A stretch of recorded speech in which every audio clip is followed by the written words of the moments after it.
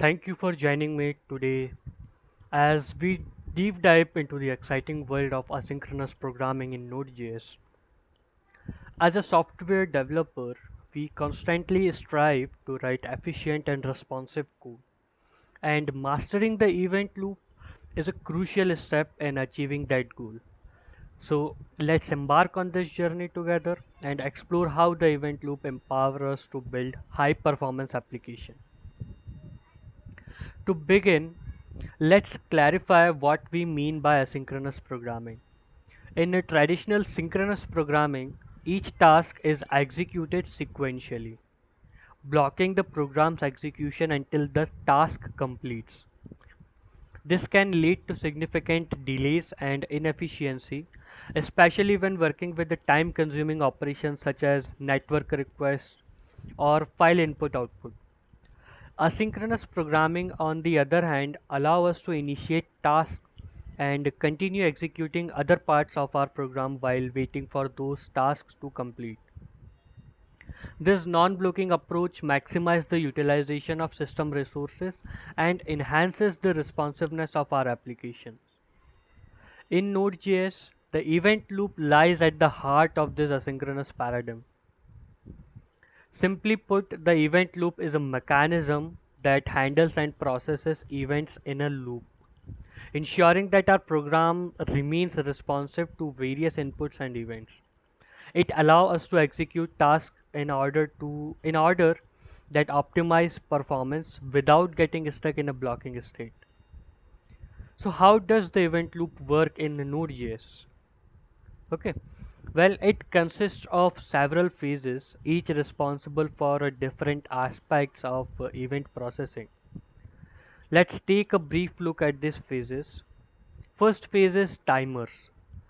In this phase, the event loop checks for expired timers and execute the corresponding callbacks.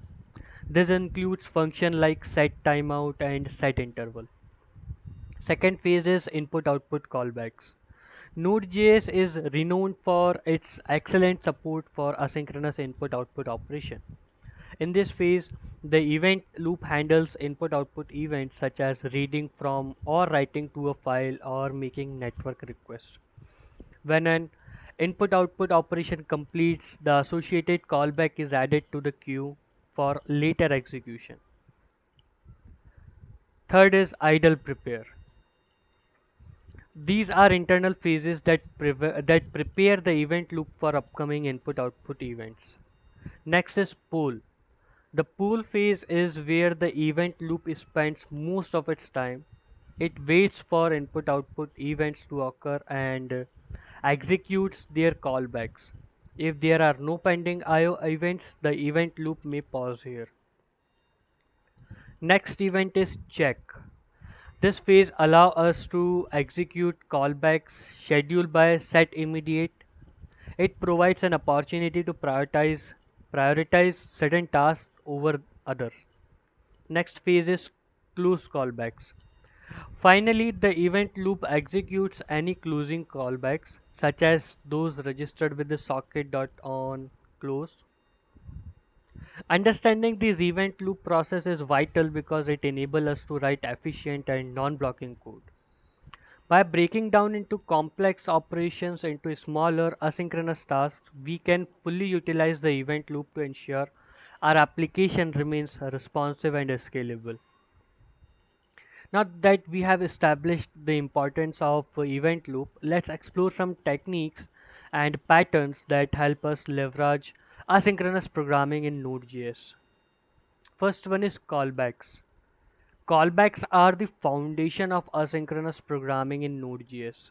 They allow us to pass a function as an argument, which gets executed when an asynchronous task completes. While callbacks are powerful, they can lead to callback hell and make code difficult to read and maintain. Next one is process. So not the process, it's promises. Promises provide a more elegant way of working with asynchronous code. They represent a future value that may or may not be available yet.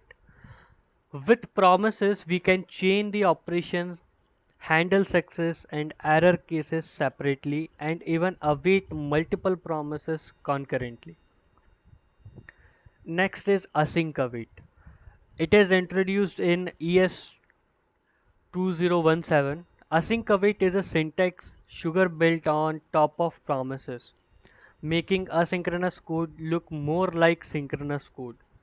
It allows us to write asynchronous code in a linear and a readable fashion without the need for deeply nested callbacks or excessive chaining of promises. Each of these techniques has its own advantages and can be used depending on the specific requirement of your project or your feature. Choosing the right technique will make your code more maintainable and easier to reason about. Now let's take a closer look at each technique and its usage in Node.js. Callbacks have been the traditional approach for handling asynchronous operation in Node.js. They provide a straightforward way to define what should happen when an operation completes. However, as I mentioned earlier, they can lead to callback hell with multiple nested callbacks that make the code difficult to read and understand. Promises. Promises address this issue by introducing a more structured and composable way of handling asynchronous operation. With promises, we can represent the eventual result of an asynchronous operation and chain multiple operations together. Promises can be created using the promise constructor by utilizing utility functions like promise.resolve and promise.reject. We can attach callback to promises using the then method and handles errors using catch method.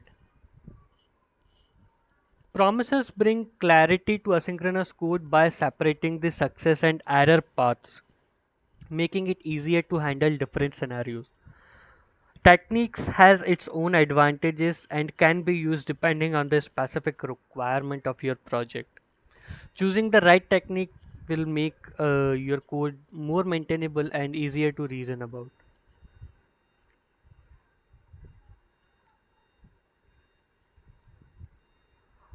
Finally, async await takes the power of promises and enhance the readability of asynchronous code. With async function, we can use the await keyword to pause the execution of a function until a promise is resolved or reject. This allows us to write asynchronous code that appears synchronous, which can greatly improve code readability and maintainability. Async await is especially useful when dealing with sequential asynchronous operation, as it allows us to write code that flows naturally from top to bottom, avoiding excessive indentation and callback nesting. To summarize, the event loop in Node.js enable us to embrace asynchronous programming, unlocking the full potential of our applications. As a software developer, it is essential that we understand the event loop and utilize these asynchronous programming patterns to build high performance application. I hope this brief introduction to asynchronous programming in Node.js and the event loop has provided you with valuable insights and inspiration for your future projects. Embrace the power of asynchronous programming, master the event loop, and unlock the full potential of your Node.js application. Thank you for your thank you for your attention. Happy coding.